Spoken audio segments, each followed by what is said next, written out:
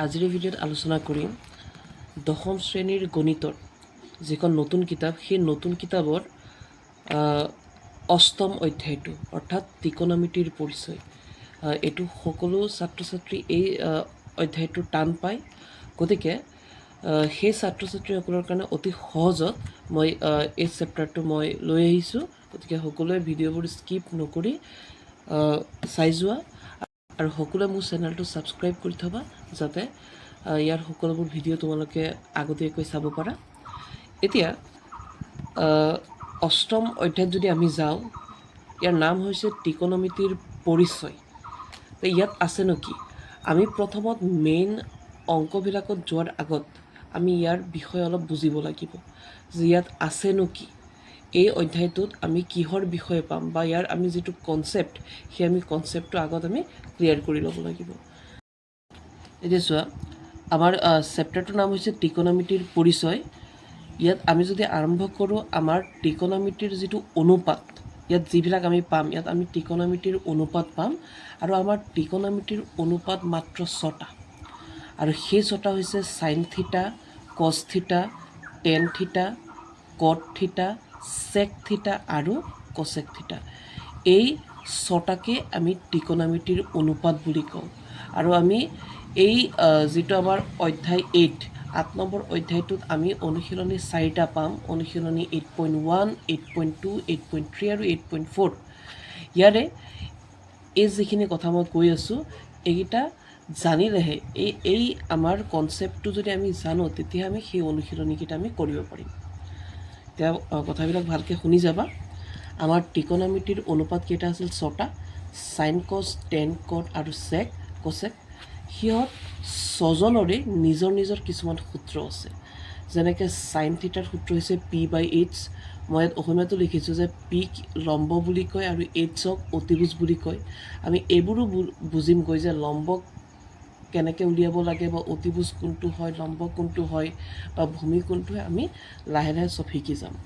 প্ৰথম ইয়াত চোৱা, সাইনৰ সূত্ৰ হৈছে P/H, কছৰ সূত্ৰ হৈছে B/H, টেনৰ সূত্ৰ হৈছে P/B, কটৰ সূত্ৰ হৈছে B/P, চেকৰ সূত্ৰ হৈছে H/B আৰু কচেকৰ সূত্ৰ হৈছে H/P। আৰু H কি বুজায়, B কি বুজায়, মই তাৰ কাষে কাষে লিখি দিছোঁ। এইবোৰ তোমালোকে ভালকৈ চাই মুখস্থ কৰি ল'বা। আৰু এতিয়া কথা হ'ল যে আমি সূত্ৰকেইটা আমি মনত ৰাখিম কেনেকৈ।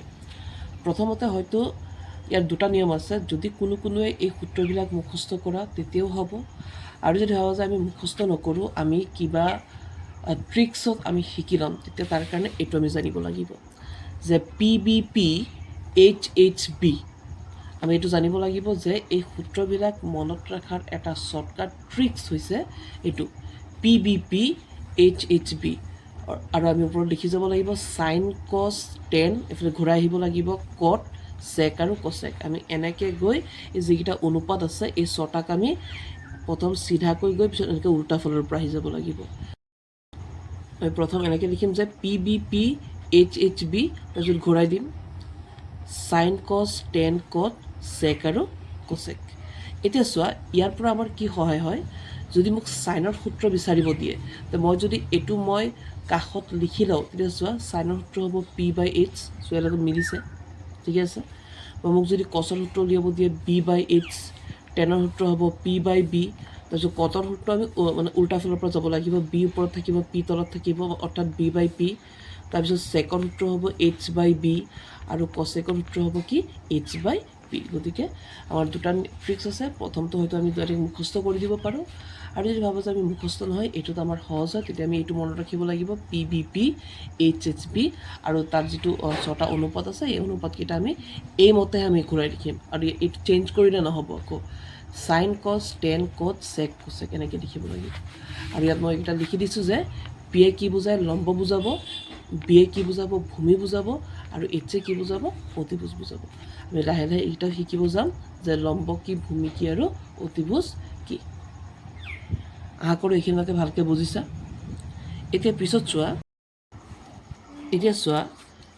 ইয়াত আমি অনুশীলনী 8.1ৰ কথা মই ক'ব গৈ আছোঁ যে অনুশীলনী 8.1 কৰিবলৈ আমাক লাগিব এটা সমকোণী ত্ৰিভুজ। সমকোণী ত্ৰিভুজ কাক কয়? যি ত্ৰিভুজৰ এই কোণটো সমকোণ, নহয় জানো? ইয়াত এই মোৰ চিত্ৰটো অলপ খেলি মেলি হৈছে, মই হাতেৰে আঁকিছোঁ কাৰণে। তোমালোকে পৰীক্ষাত বা তোমালোকে যেতিয়া ঘৰত ট্ৰাই কৰিবা স্কেল ব্যৱহাৰ কৰিবা। আমাৰ সমকোণী ত্ৰিভুজ এনেকুৱা হ'ব যাতে যাৰ এই কোণটোক সমকোণ বুলি কয়, অৰ্থাৎ 90 ডিগ্ৰী বুলি কয়, হৈ আছে। তো ইয়াত আমি যিকোনো অংক কৰিবলৈ 8.1ত যদি আমি অংক কৰোঁ, তো তাত লাগিব আমাক এটা সমকোণী ত্ৰিভুজ। আৰু সমকোণী ত্ৰিভুজৰ আমাৰ 3টা বাহু আছে, অকল সমকোণী নহয়, যিকোনো ত্ৰিভুজৰ 3টা বাহুৱেই থাকিব। মই সমকোণী ত্ৰিভুজৰ কথা ক'বলৈ গৈ আছোঁ। ইয়াত আমি 3টা বাহু দেখিছোঁ। এটা বাহু হৈছে AC, মই নাম ৰাখি দিছোঁ ABC ত্ৰিভুজটোৰ। তো চোৱা, তাৰে আমাৰ 3টা বাহু আছে। এটা বাহুৰ নাম AC, এটা বাহুৰ নাম AB, আৰু আনটো বাহুৰ নাম হৈছে BC, নহয় জানো? এই 3টা বাহুৰ পৰা চোৱা, আমাৰ যিটো এই বাহুটো, এইটোক আমি আটাইতকৈ দীঘল বাহু বুলি কওঁ। আৰু এই আটাইতকৈ দীঘল বাহুটোক অতিভুজ অৰ্থাৎ H আখৰে বুজায়। ইয়াতো আমি পাইছিলোঁ P মানে লম্ব, B মানে ভূমি, আৰু H মানে কি হ'ব? অতিভুজ। তো আমাৰ এই ABC সমকোণী ত্ৰিভুজটোৰ নাম যিকোনো হ'ব পাৰে।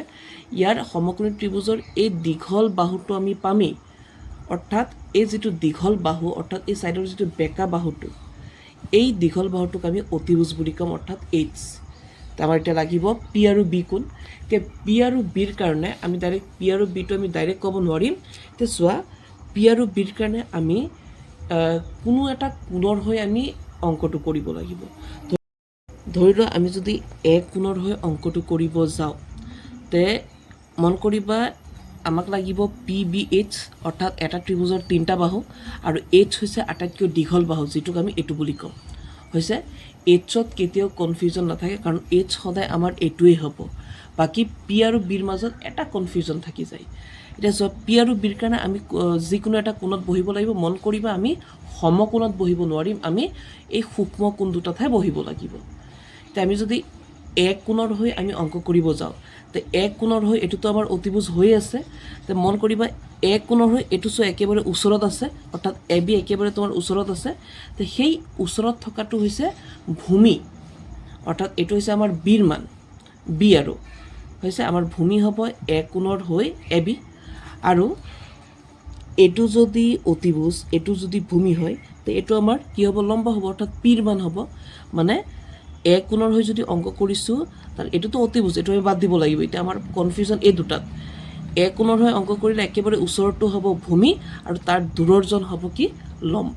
ঠিকে আছে? আৰু এইটোতো আৰু সদায় অতিভুজেই হ'ব, H পাব। এতিয়া যদি মই C কোণৰ হৈ অংকটো কৰোঁ, মই যদি C কোণৰ হৈ কৰাহেঁতেন, তো এইটোতো মোৰ অতিভুজেই হৈ আছে। তেতিয়া লাগিব কি? P আৰু B। এই C কোণৰ হৈ একেবাৰে ওচৰত এইটো আছে, তো এইটো হ'ব মোৰ B, আৰু Cৰ যিটো অলপ দূৰত আছে সেইটো হ'ব মোৰ P। ঠিকে আছে? খালি মোৰ P আৰু Bটো অলপ উল্টা পুল্টা হ'ব, বাকী মোৰ H সদায় সেইটোৱে থাকিব। এই যিটো বেকা আচটো, যিটো দীঘল বাহুটো, এইটো মোৰ H। মই কোণৰ হৈ কৰোঁ বা মই C কোণৰ হৈ কৰোঁ, মোৰ H সদায় এইটোৱে থাকিব, এই বেকাটো, অৰ্থাৎ আটাইতকৈ দীঘলটো। বাকী যদি মই Cত বহিলোঁ, তো মোৰ এই দূৰৰটো P হ'ব, আৰু এই ওচৰৰটো মোৰ B হৈ যাব। আৰু যদি মই কোণৰ হৈ কামটো কৰিব গৈ আছোঁ, তো কোণৰ দূৰত চোৱা এইটো আছে, তো এইটো হ'ব P, আৰু ওচৰটো হ'ব B। মই আৰু এবাৰ কৈ আছোঁ, এইটো অতিভুজ, এইটো গ'লগৈ, তো বাকী আছে P আৰু B। মই যদি কোণত বহিছোঁ বা কোণৰ হৈ যদি মই অংক কৰিব গৈ আছোঁ, তো একেবাৰে ওচৰত থকাটো হৈছে B, ভূমি, আৰু যিটো দূৰত আছে, অৰ্থাৎ যদি এইটো অতিভুজ হয়, এইটো ভূমি হয়, তো বাদ বাকীটোতো আৰু আমাৰ লম্ব Pয়েই হ'ব। তে এইটোতো অতিভুজ হৈ গ'ল, একেবাৰে ওচৰত থকাটো আমাৰ ভূমি হ'ব, আৰু তাৰ যিটো অলপ দূৰত আছে সেইটো মোৰ লম্ব হ'ব, অৰ্থাৎ P। তাৰপিছত Cত যদি বহোঁ, এইটোতো অতিভুজ হৈ গ'ল, আৰু Cৰ একেবাৰে ওচৰৰ মানে লগৰজন, এইটো হ'ব B, অৰ্থাৎ ভূমি, আৰু Cৰ যিটো দূৰত থকাজন বা সন্মুখত থকাজন, এইটো হৈছে আমাৰ P বা লম্ব বুলি কয়। ঠিক আছে?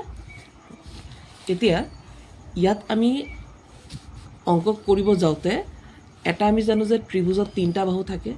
তাৰে হয়তো চাবা প্ৰশ্নই আমাক যিকোনো 2টা বাহুৰ মান দি দিব, হয় ইহঁত দুটাই দিব, নাইবা ইহঁত দুটাই দিব, নাইবা ইহঁত দুটাই, মানে 3টা বাহুৰ পৰা প্ৰশ্নই আমাক মাত্ৰ 2টা বাহুৰ মানহে দিব, আৰু তৃতীয় বাহুৰ মানটো আমাক কেতিয়াও নিদিয়ে। আমি সেই কি কৰিব লাগিব? তৃতীয় বাহুৰ মানটো আমি উলিয়াব লাগিবই। আৰু এটা ত্ৰিভুজৰ যেতিয়া আমাক 2টা বাহুৰ মান দিব, আৰু আমাক তৃতীয় বাহুৰ মানটো লাগিব, সেই মানটো উলিয়াবৰ কাৰণে আমি এই থিওৰামটো ব্যৱহাৰ কৰিম। যাক আমি পাইথাগোৰাছৰ উপপাদ্য বুলি কওঁ কি হৈছে সূত্ৰটো H square is equal to P square plus B square অতিভুজ স্কোৱাৰ সমান লম্ব স্কোৱাৰ প্লাছ কি হ'ব ভূমি স্কোৱাৰ ঠিক আছে আমি এই উপপাদ্যটো আমি ব্যৱহাৰ কৰিম ঠিক আছে এতিয়া ইয়াত আমি আৰু কিছুমান শ্বৰ্টকাট এপ্লাই কৰিব পাৰোঁ যেনেকৈ চোৱা এতিয়া আমাৰ যিটো পাইথাগোৰাছৰ উপপাদ্য আছিল H square is equal P square plus B square ইয়াত এই সূত্ৰই আমাক কি সহায় কৰিব যে এটা ত্ৰিভুজৰ তিনিটা বাহুৰ পৰা দুটা বাহুৰ মান প্ৰশ্নই দি দিব বাকী থাকিব এটা বাহু সেই এটা বাহুৰ মান উলিয়াবৰ কাৰণে আমি এইটো সূত্ৰ ব্যৱহাৰ কৰিম হৈ আছে আৰু যদি ইয়াতকৈ আমি অলপ শ্বৰ্ট ট্ৰিক্স ব্যৱহাৰ কৰিব বিচাৰোঁ তেতিয়া ধৰি লোৱা আমাৰ এটা ত্ৰিভুজৰ পি আৰু বিৰ মান দিয়া আছে এইচৰ মান লাগে তেতিয়া আমি এইটো সূত্ৰ এপ্লাই কৰিব পাৰিম যে root over P square plus B square ধৰি লোৱা যে এটা ত্ৰিভুজৰ তিনিটা বাহুৰ পৰা মোক এইচৰ মান আৰু বিৰ মান দিয়া আছে আমাক পিৰ মান লাগিব লম্বৰ মান লাগিব তেতিয়া আমি এইটো সূত্ৰ এপ্লাই কৰিব পাৰিম যে root over H square minus B square আকৌ ধৰি লোৱা এটা ত্ৰিভুজৰ তিনিটা বাহুৰ পৰা এইচ আৰু পিৰ মান দিয়া আছে অৰ্থাৎ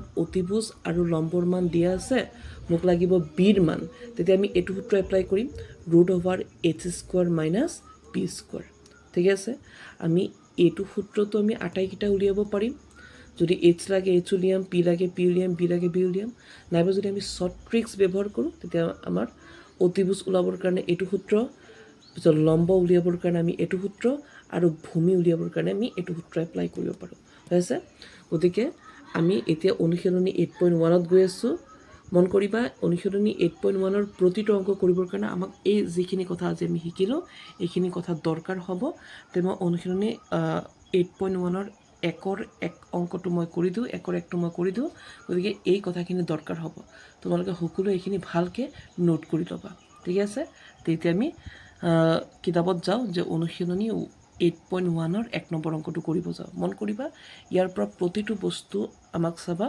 আমি আকৌ তাত মনত পেলাম ইহঁতক তে চাই যোৱা অনুশীলনী 8.1ৰ 1 নম্বৰ প্ৰশ্নই কি ক'লে চোৱা ত্ৰিভুজ এ বি চিৰ ত্ৰিভুজৰ বি কোণ সমকোণ বুজি পাইছা 90 ডিগ্ৰী নহয় জানো মানে আমি এটা ত্ৰিভুজ আঁকিম ধৰি লওক এইটো ত্ৰিভুজ তাৰ নাম কি ৰাখিব দিছে এ বি চি কিন্তু এইখিনি জেগাক সমকোণ বুলি কয় আৰু এইখিনি জেগাত কাক বহাব দিছে বি অৰ্থাৎ বি কোণ সমকোণ মানে এই 90 ডিগ্ৰী জেগাত আমি কাক বহাম বি বহাম আৰু বাকী এ আৰু চি আমি ইয়াত বহাব পাৰোঁ বা ইয়াত বহাব পাৰোঁ কিন্তু সিহঁতে যিটো কৈছে যে সমকোণত কেৱল বি কোণ হ'ব লাগিব আমি সেইমতে আমি কাম কৰিব লাগিব ঠিক আছে এইটো আমি চিত্ৰ আঁকি লৈছোঁ তোমালোকে স্কেল ব্যৱহাৰ কৰিহে চিত্ৰ আঁকিবা তাৰপিছত কি ক'লে যে ত্ৰিভুজ এ বি চি ত্ৰিভুজৰ বি কোণ সমকোণ আৰু চোৱা এ বিৰ মান দিয়া আছে 24 চেণ্টিমিটাৰ বি চিৰ মান দিয়া আছে 7 চেণ্টিমিটাৰ হ'লে তলত দিয়াবিলাক ওলোৱা এইকেইটা উলিয়াব লাগে 1 নম্বৰত চাইনে আৰু কছে উলিয়াব লাগে আৰু 2 নম্বৰত চাইন চিৰ মান আৰু কছ চিৰ মান উলিয়াব পাৰিম কাৰণ ইহঁতৰ সূত্ৰ আছে আমি চাইনৰ সূত্ৰও জানো কছৰ সূত্ৰও জানো নহয় জানো তো এতিয়া আমি প্ৰথম যিটো কাম ইয়াত আমি প্ৰশ্নৰ পৰা এটা বুজিলোঁ যে এটা ত্ৰিভুজ দিছে যিটো ত্ৰিভুজ হৈছে আমাৰ এটা সমকোণী ত্ৰিভুজ তাৰে আমাৰ সমকোণত পৰিব বি বাকী এ আৰু চিটো হৈছে আমাৰ সূক্ষ্মকোণ ইয়াৰে চোৱা এটা ত্ৰিভুজৰ তিনিটা বাহু থাকে তাৰে চোৱা এ বিৰ মান দিয়া আছে 24 বি চিৰ মান দিয়া আছে 7 অৰ্থাৎ দুটা বাহুৰ মান দিয়া আছে তো আমাক তৃতীয় বাহুৰ মান লাগিব হৈছে ইয়াত আমি যদি আহোঁ চিত্ৰত চোৱা এ বি চি ত্ৰিভুজৰ বি কোণ সমকোণ ইয়াৰে এ বিৰ মান দিয়া আছে কিমান 24 আৰু বি চিৰ মান কিমান দিয়া আছে 7 অৰ্থাৎ আমাক এ চিৰ মান লাগিব নহয় জানো তো এই তৃতীয় বাহুৰ মান আমি কাৰ উপপাদ্য মতে উলিয়াম পাইথাগোৰাছৰ উপপাদ্য মতে মই শিকাইছিলোঁ এই চোৱা পাইথাগোৰাছৰ উপপাদ্য মতে আমাৰ আমি যিটো বাহুৰ মান লাগে যদি অতিভুজ লাগে অতিভুজ উলিয়াব পাৰিম লম্ব লাগিলে লম্ব উলিয়াব পাৰিম আৰু যদি ভূমি লাগে আমি ভূমি উলিয়াব পাৰিম এতিয়া আমাক লাগে কি এচিৰ মান আৰু এছে আমাৰ কি পৰি আছে মই কৈছিলোঁ যে এটা ত্ৰিভুজৰ এই যিটো বেকা আচটো অৰ্থাৎ যিটো দীঘল বাহুটো এইটো আমি অতিভুজ বুলি কওঁ অৰ্থাৎ আমাক এইচ লাগি আছে নহয় জানো তো আমি এইচ কেনেকৈ উলিয়াম এইটো P square plus B square মানে ইহঁত দুটাক স্কোৱাৰ কৰি যোগ কৰি দিলেই হৈ আছে কথাটো বুজি আছে আমি এইটো সূত্ৰত কৰিলেও আমাৰ হ'লহেঁতেন কিন্তু আমি চোৱা এইচ ওলাবৰ কাৰণে আমাৰ এটা শ্বৰ্টকাট ট্ৰিক্স মই দি থৈছোঁ হয়নে গতিকে আমি এই সূত্ৰত আমি প্ৰথম কি কৰিব লাগিব এইচ উলিয়াই ল'ব লাগিব এইচটো উলিয়াইহে কেতিয়াবা আমাক যিকেইটাৰ মান উলিয়াব দিছে আমি সেই তাৰ মানকেইটা আমি উলিয়াই পেলাম চোৱা মই অংকটো আৰম্ভ কৰোঁ প্ৰথম আমাক কি দিয়া আছে যে ABC ত্ৰিভুজৰ বি কোণটো সমকোণ, যে ত্ৰিভুজ ABC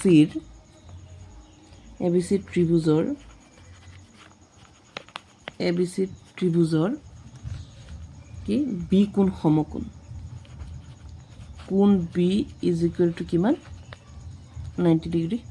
ঠিক আছে, তো কি দিয়া আছে, আমি যদি চাওঁ কি দিয়া আছে এবিৰ মান 24 আৰু বিচিৰ মান কিমান দিয়া আছে 7, দিয়া আছে AB ইজ ইকুৱেল 24 সেন্টিমিটাৰ, তাৰপিছত আৰু কি দিয়া আছে BC is equal 7 centimetre, BC is equal two কিমান দিয়া আছে 7 সেন্টিমিটাৰ। এইটো হৈ গ'ল ইমানে। বাকী আৰু কি কৈছে যে এইকেইটা উলিয়াব লাগে। মন কৰিবা এই ত্ৰিকোণমিতিৰ যি আমাৰ 6টা অনুপাত আছে সাইন কছ টেন কছ চেক আৰু কছেক, ইহঁতৰ মান উলিয়াবৰ বাবে আমাক ত্ৰিভুজৰ 3টা বাহুৰ মান লাগিব। কিন্তু ইয়াত কেইটা বাহুৰ মান আছে 2টা, তাৰপৰা আৰু এটা বাহুৰ মান লাগিব। এতিয়া চাব লাগিব কোনটো বাহুৰ মান লাগে, এইটো বাহুৰ মান লাগে। আৰু এইটো আমাৰ মতে কি এইটো অতিভুজ হৈ আছে, মানে এইটো এইচৰ মান। অতিভুজ মানে কি এইচৰ নহয় জানো, ইয়াত মই লিখি দিছোঁ যে পি মানে লম্ব, বি মানে ভূমি আৰু এইচ মানে মোৰ কি আছে অতিভুজ। তা আমি এটা ত্ৰিভুজৰ আটাইতকৈ দীঘল বা যিটো বেকা বাহু এইটোক আমি অতিভুজ বুলি কওঁ, অৰ্থাৎ এইটো এইচৰ মান নহয় জানো। তা আমাক এই এইচৰ মানটো লাগে। তা আমি এইচৰ মান ওলোৱাৰ এটা সূত্ৰ আছে, এইটো চোৱা শ্বৰ্টকাট ট্ৰিক্স। আৰু আমি এইটো সূত্ৰটো কৰিব পাৰোঁ, এইটোতো ওলাই যাব, কিন্তু আমাৰ শ্বৰ্টকাট ট্ৰিক্স আছে, সময় বাচিব আমাৰ। যে এইচ ওলোৱাৰ নিয়মটো হৈছে √/p² প্লাছ b²। গতিকে যিহেতু আমাক এই এইচৰ মানটো আমাক লাগিব, গতিকে আমি এইচৰ মানটো আমি উলিয়াই লওঁ। হৈছে এটাকে লিখোঁ পাইথাগোৰাছৰ উপপাদ্য মতে। পাইথাগোৰাছৰ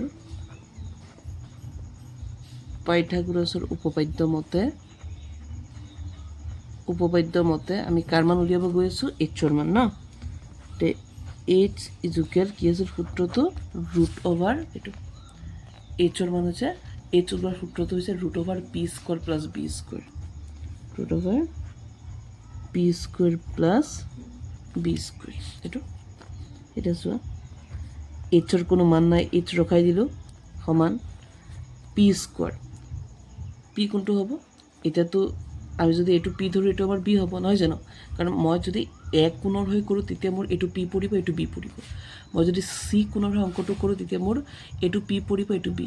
মই শিকাইছিলোঁ যে এ কোণৰ হৈ অংক কৰিলে একে ওচৰৰটো বি হ'ব, দূৰৰটো পি হ'ব, বাকীটোৰ এইচটোতো এইচেই হ'ব। চি কোণৰ হৈ অংক কৰিলে ওচৰৰটো বি হ'ব, দূৰৰটো পি হ'ব, বাকীটো এইচেই হ'ব। ইয়াতো আমাক কোনো কোণৰ হৈ অংক কৰিব দিয়া নাই, নাই এ কোণৰ হৈ কৈছে নাই চি কোণৰ হৈ কৈছে। গতিকে আমি এইটোক যদি আমি লম্ব ধৰোঁ এইটো আমাৰ কি পৰি আছে ভূমি পৰি আছে। অৰ্থাৎ এইটো যদি আমি 24টো যদি আমি পিৰ মান ধৰোঁ তো 7টো হৈ আছে বিৰ মান। তো আমি পিৰ মান 24 বহাই দিওঁ, কিমান হ'ব 24² প্লাছ বিৰ মান কিমান আছে 7²। এইটো এতিয়া চোৱা কিমান হ'ব এইচ ইজ ইকুৱেল 24² মানে কি 24 দুগুণ হয় 24 পূৰণ 24 মানে 24 গুণ কিমান হৈছে 576 প্লাছৰ জেগাত প্লাছ দিলোঁ। এইটো 7² কিমান হ'ব 7 দুগুণ নহয় 7 দুগুণ 14 নকৰিবা 7² মানে 7 × 7 কিমান হ'ব 7 7 গুণ 49। এতিয়া চোৱা কিমান হৈ আছে, ইয়াৰ পৰা যদি আমি এইচটো ৰাখি দিওঁ সমান দুটা যোগ কৰা 576 লগত যদি আমি 49 যোগ কৰোঁ আমাৰ হৈছে 625। এইটো ঠিক আছে। এতিয়া এইচ ইজ ইকুৱেল টু আমি জানো যে √/এ কি বুজায় যে ইয়াৰ বৰ্গমূল বুজায় যে 600 মানে মই এইটো ক'ব গৈ আছোঁ যে মই যদি কওঁ √4ৰ মান কিমান, তো মই যদি কওঁ √4ৰ মান কিমান তেতিয়া মই ক'ব লাগিব 2 মানে কি যে √4ৰ মান উলিয়াবলৈ আমি কি 4ৰ কি ল'ব লাগিব বৰ্গমূল ল'ব লাগিব। যেনেকৈ 4ৰ বৰ্গমূল কেনেকৈ হ'ব 2 দুগুণ 4 দুটাৰ পৰা এটা এইটো বৰ্গমূল। ঠিক একেদৰে এতিয়া চোৱা √625ৰ মান কিমান হ'ব আমি ইয়াৰ বৰ্গমূল ল'ব লাগিব। আৰু বৰ্গমূলৰ নিয়ম কি এইটো বৰ্গমূল এনেকৈ উলিয়াই 625ৰ বৰ্গমূল উলিয়াই লোৱা 5তে যাওঁ গৈ আছে 5 × 5 থাকিব 2 থাকিব 1 12 5 দুগুণ 10 5 5 গুণ 25 আকৌ 5 দুগুণ 10 5 5 গুণ 25 আকৌ এইফালে হ'ব 5 5 গুণ তো বৰ্গমূলৰ নিয়ম কি মিল থকা দুজনৰ পৰা এজন আকৌ মিল থকা দুজনৰ পৰা এজন এতিয়া এই দুটা ইনটু কৰি দিব লাগিব 5 5 গুণ 25 এতিয়া ৰুট অভাৰ নাইকিয়া হৈ যাব তো আমি আৰু কি গম পালোঁ যে ৰুট অভাৰ থাকিলে আমি বৰ্গমূল ল'ব লাগিব আৰু বৰ্গমূল এই টাইপত ছুটিহৰণ কৰিহে উলিয়াব পাৰি ঠিক আছে যিসকলে ৰিভিজন 1 কৰিছা বা মোৰ ভিডিঅ'ত চাইছা গম পাবা চাগে যে আমি এই হিচাপত আমি বৰ্গমূল উলিয়াব পাৰোঁ তো আমাৰ এইচৰ মান ওলাই গ'ল কিমান ওলাই গ'ল 25 আমি গম পালোঁ যে আমাৰ এই মানটো আধৰুৱা আছিল এতিয়া আমি এই মানটো আমি কিমান পাই গ'লোঁ 25 পাই গ'লোঁ ঠিক আছে এতিয়া আমি ইমানখিনিলৈকে কৰি হোৱাৰ পাছত এতিয়া আমি ইয়াৰ পৰা কি গম পালোঁ যে আমাৰ এটা ত্ৰিভুজৰ 3টা বাহু থাকে আৰু আমি 3টা বাহুৰ মান আমি পালোঁ আছে এতিয়া আমি কিতাপত যাওঁ কাৰ মান উলিয়াব দিছে 1 নম্বৰত সাইনে আৰু কোছে এতিয়া চোৱা আমি যদি 1 নম্বৰটো কৰোঁ কি উলিয়াব লাগে সাইনে আৰু কোছে এইটো চোৱা সাইন এ আৰু কোছে এতিয়া চোৱা ইয়াত এ বুলি লিখা আছে এতিয়া চোৱা ইয়াত এ বুলি লিখা আছে তো এইটো আমাক বেকাৰ লিখি দিয়া নাই ইয়াৰো বহুত কাম আছে ইয়াত যে আমাক কৈছে সাইন এ আৰু কছ এ মানে আমি এ কোণৰ হৈ অৰ্থাৎ এক কোণৰ সাপেক্ষে আমি অংকটো কৰিব লাগিব অৰ্থাৎ আমি এক কোণত বহি আমি অংকটো কৰিব লাগিব মানে পি আৰু বিৰ কাৰণে কিন্তু এটা কোণৰ দৰকাৰ হয় এইচটোতো বাৰু এইটোৱেই যে আমাৰ এইটো এই এটা ত্ৰিভুজৰ আটাইতকৈ দীঘল বাহুটো এইচ হয় কিন্তু পি আৰু বিৰ কাৰণে মই অথনি কৈছিলোঁ যে এক কোণত যদি মই এক কোণত যদি বহোঁ অৰ্থাৎ এক কোণৰ হৈ যদি মই অংক কৰোঁ ওচৰটো বি হ'ব দূৰৰটো পি হ'ব আকৌ মই যদি চি কোণৰ হৈ অংক কৰোঁ তে ওচৰটো মোৰ বি হৈ আছে দূৰৰটো মোৰ পি হৈ আছে গতিকে পি আৰু বি বিচাৰিবলৈ মোক এক কোণ বা মানে মই যিকোনো এটা কোণৰ হৈ মই অংকটো কৰিব লাগিব ইয়াত যিহেতু এ লিখা আছে অৰ্থাৎ মই এক কোণৰ হৈ অংকটো কৰিম ইয়াতো এ লিখা আছে মই এক কোণৰ হৈ অংকটো কৰিব লাগিব এতিয়া চোৱা কেনেকৈ কৰিম সাইন এ তো আমি প্ৰথম সাইনৰ আমাক সূত্ৰ দৰকাৰ হ'ব সাইনৰ সূত্ৰ ইয়াত আমাৰ আছে চোৱা সাইনৰ সূত্ৰ আছে পি বাই এইচ নাইবা আমাৰ যিটো শ্বৰ্টকাট ট্ৰিক্স আছিল sine P B P H H B ইয়াৰ পৰা আমি সাইনৰ সূত্ৰ উলিয়াব পাৰিম কাৰণ সাইনৰ সূত্ৰ কি আছিল আমাৰ পি বাই এইচ গতিকে আমি ইয়াত লিখি দিওঁ যে সাইনৰ সূত্ৰ আমাৰ কি হ'ব পি বাই এইচ এইটো ঠিক আছে তাৰপিছত এতিয়া লাগিব আকৌ কছ এ পিছত হ'ব প্ৰথমে আমি কছৰ সূত্ৰ চাওঁ তো কছৰ সূত্ৰ এইটো চোৱা কছৰ সূত্ৰ আছিল বি বাই এইচ নাইবা আমাৰ যিটো শ্বৰ্টকাট ট্ৰিক্স আছিল ইয়াতো আমি পাই যাম কছৰ সূত্ৰ বি বাই এইচ তো ইয়াত আমি লিখি দিওঁ কছৰ সূত্ৰ কি হ'ব বি বাই এইচ এইটো ঠিক আছে এতিয়া এক কোণৰ হৈ বা আমি এক কোণত বহি আমি পি কোণ আমাৰ এইচ কোণ সেইকেইটা আমি বিচাৰি যাম এইচত বাৰু কোনো পাক নাথাকে আমাৰ পি আৰু বি আমাৰ দৰকাৰ এতিয়া আহা চিত্ৰত তো সাইন এৰ মান উলিয়াবলৈ পি লাগিব আৰু এইচ লাগিব কিন্তু এক কোণৰ হৈ কৰিবা তো আমি চিত্ৰত যাওঁ এইটো তো আমি এই এক কোণৰ হৈ যদি আমি অংক কৰোঁ তো এক কোণৰ হৈ অংক কৰিলে আমাক প্ৰথম লাগিব সাইন এ মতে পি লাগিব নহয় জানো পিছত লাগিব তলত লাগিব এইচ তো আমাক প্ৰথম পি লাগিব তো এক কোণৰ হৈ যদি মই অংক কৰোঁ এইটো মোৰ এইচ ঠিক আছে তাৰপিছত এক কোণৰ হৈ একে ওচৰটো হ'ব বি আৰু আমাৰ পি কোনটো পৰিছে এইটো পৰিব পি নহয় জানো মানে পি সদায় দূৰৰজন বা মোৰ সন্মুখত থকাজন তো মই যদি এক কোণৰ হৈ অংক কৰি আছোঁ তো ইয়াৰ দূৰত্ব এইটোৱে আছে মানে মোৰ পিৰ মান হ'ব কি 7 বা বি চি তো মই বহাই দিওঁ মোৰ পিৰ মান কিমান 7 ঠিক আছে এতিয়া লাগিব কি এইচ আৰু এইচটো আমি জানো এইচ সদায় এইটোৱে বেকাৰটোৱে হ'ব অৰ্থাৎ দীঘলটো হ'ব এইচ কিমান আছে 25 কেনেকৈ পালোঁ ইয়াৰ পৰা পালোঁ নহয় জানো তো এইচ আমাৰ কিমান আছে 25 ঠিক একেদৰে এতিয়া কছ উলিয়াম কছ এত বহি বি কোন হ'ব মই যদি এত বহোঁ তে মোৰ এইটোতো এইচ হ'লেই তে বি হ'ব মই এত যদি বহিছোঁ মোৰ একেবাৰে ওচৰৰটো একেবাৰে লগৰটো হ'ব মোৰ বি অৰ্থাৎ এ বি নহয় জানো আৰু এ বিৰ মান কিমান আছে 24 এইটো আমাক প্ৰশ্নই দি দিছে গতিকে মই বহাই দিম 24 এইচ আৰু এইচ বাৰুতো এইচেই এই বেকাৰটো এইচ বুলি ক'ম এইচ কিমান আছে 25 ইয়াৰ পৰা আমি পাই গ'লোঁ নহয় জানো তো আমাৰ এইচৰ মান হৈ গ'ল 25 আমাৰ 1 নম্বৰ হৈ গ'ল 2 নম্বৰত কাৰ মান উলিয়াব দিছে 2 নম্বৰত আমাক উলিয়াব দিছে সেম সাইন চি আৰু কছ চি সেমেই হ'ব খালি অথনি যেনেকৈ এৰ হৈ কৰিছোঁ এবাৰ চিৰ হৈ কৰিব লাগিব সাইন চি আৰু কছ চি সাইন চি আৰু এটা লাগিব কছ চি এতিয়া চোৱা সাইনৰ সূত্ৰ কি হ'ব সেম এইটোৱে হ'ব পি বাই এইচ আৰু এইফালে কছৰ সূত্ৰ এইটোৱে হ'ব পি বাই এইচ কিন্তু এইবাৰ ক'ত বহিব লাগিব চি কোণত মানে চি কোণৰ হৈ আমি এইকেইটা বিচাৰিব লাগিব তো চোৱা প্ৰথম আমাক কি লাগিব চি কোণৰ হৈ ওপৰত লাগিব পি তলত লাগিব এইচ তো মই যদি এই চি কোণৰ হৈ বিচাৰোঁ এইটো তো এইটোৰ হৈ এইটো ওচৰটো হ'ব বি আৰু দূৰৰটো হ'ব পি তো মোক পি লাগে পি হ'ব মোৰ 24 তো মই পিৰ জেগাত কিমান বহাম 24 আৰু এইচটোতো আমাৰ এই বেকাৰটোৱেই এইটো 25 নহয় জানো এইচ আছে 25 তাৰপিছত কছ চি বি বাই এইচ চি কোণৰ হৈ বি কোণটো হ'ব চি কোণত বহি মানে মই চি কোণত বহিছোঁ তো বি হ'ব একেবাৰে ওচৰৰটো বা একেবাৰে লগৰটো এইটো হ'ব নহয় জানো বি চি তাৰ মান কিমান আছে 7 আৰু এইচটোতো আৰু আমি চবেই জানো এই বেকাৰটোক এইচ বুলি কয় বা দীঘলটোক এইচ বুলি কয় কিমান হ'ব 25 বাছ এইটোৱেই ঠিক আছে আমি এই হিচাপত আমি এই অংকবিলাক আমি কৰিব লাগিব গম পাই আছা তো আজিৰ ভিডিঅ'ত ইয়ালৈ মই ইয়াৰ পিছৰ ভিডিঅ'ত মই 2 নম্বৰৰ পৰা কৰাই যাম গতিকে যিসকলে মোৰ চেনেলটো ছাবস্ক্ৰাইব কৰা নাই ছাবস্ক্ৰাইব কৰি থবা আৰু আজিৰ এই ভিডিঅ'টো তোমালোকে ভালকৈ স্কিপ নকৰাকৈ চাবা বিশেষকৈ ইয়াৰ যিটো এই ইন্ট্ৰডাকশ্যন ছেকশ্যনটো আছিল যে ইয়াত অনুপাত কেইটা আছিল সূত্ৰবিলাক কেনেকৈ উলিয়াম পি লম্ব বি ভূমি এইচ অতিভুজ কেনেকৈ ওলোৱা হয় পাইথাগোৰাছৰ সূত্ৰকেইটা কেনেকৈ ভগাইছিলোঁ মই গতিকে গোটেইখিনি ভালকৈ শিকি ল'বা ঠিক আছে